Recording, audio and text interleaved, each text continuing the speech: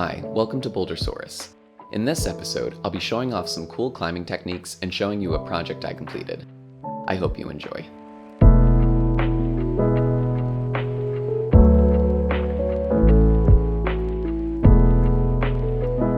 Let's start with this competition-style climb with 2 dynos. Oftentimes, what you're doing with your limbs not on a hold is just as important as the limb on a hold. Notice how my legs are allowed to swing out to dampen my momentum, while my left hand presses on the wall to control my trajectory. Now, it's right into the coordination pogo. I generate momentum with my free foot and use it to guide my body to land just right in this position of stability. This move is terrifying, and my fluidity is a product of practice, so always keep that in mind when trying a move like this. On to another technical climb.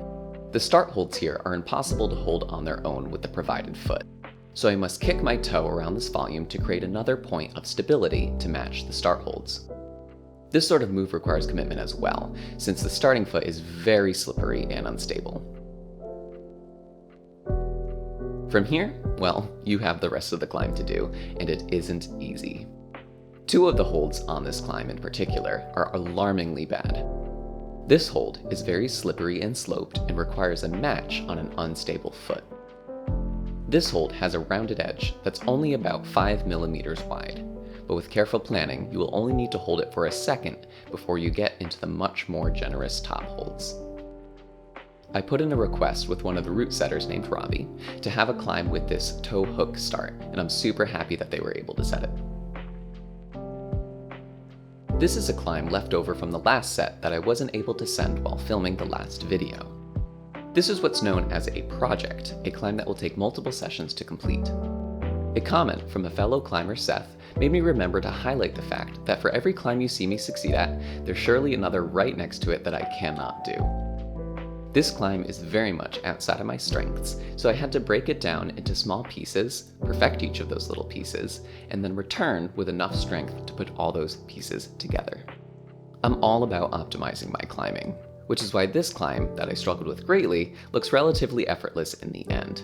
It's not because I'm necessarily strong, but it's because I put in the time and thought to get it just right. So let's break down this climb into those pieces. The start of this climb is burly and tiring. This volume is a good hold, but requires readjusting to get it just right. This cut loose is the first hard move, followed by a strategic toe hook to get my hands ready for the hard move up to the crimp. This leads into the crux section. These 2 slopers are absolute garbage and need to be put in time out. The key was changing my hand position on this right sloper, so I could do the crux move to the crimp. This part took me the longest to figure out. The top section is the easiest, but its difficulty comes from having the wherewithal to pull on these really sloped holds after that entire slog through the start of the climb. I consider this climb a masterpiece, and I'm so glad I put the work into completing it. Remember how I said I put in a setting request for Robbie? Well, I actually put in 2, and here's the result of the second one. I asked for a horizontal row of similar holds that ended in a cut-loose foot transition, and well, here it is. After moving through these sloped holds, it's a dynamic move to this huge pocket. The top section has a few moves through tricky crimps and awkward body positions. And then it's off to the top of the wall via this big volcano hold.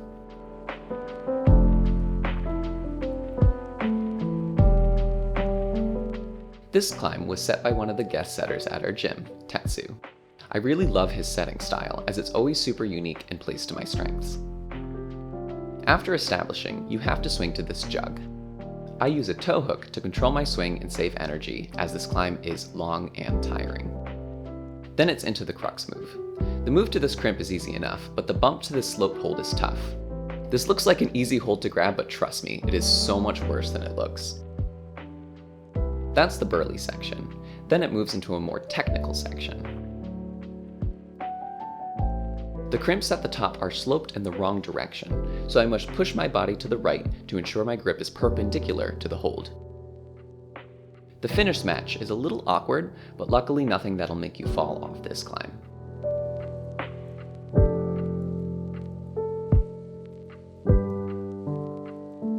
I don't have much to say about this problem, aside from the fact that it makes me feel like a little spider. The kind that sort of chills up in the corner of the ceiling and does a really good job killing the other bugs. Please don't squish your spiders.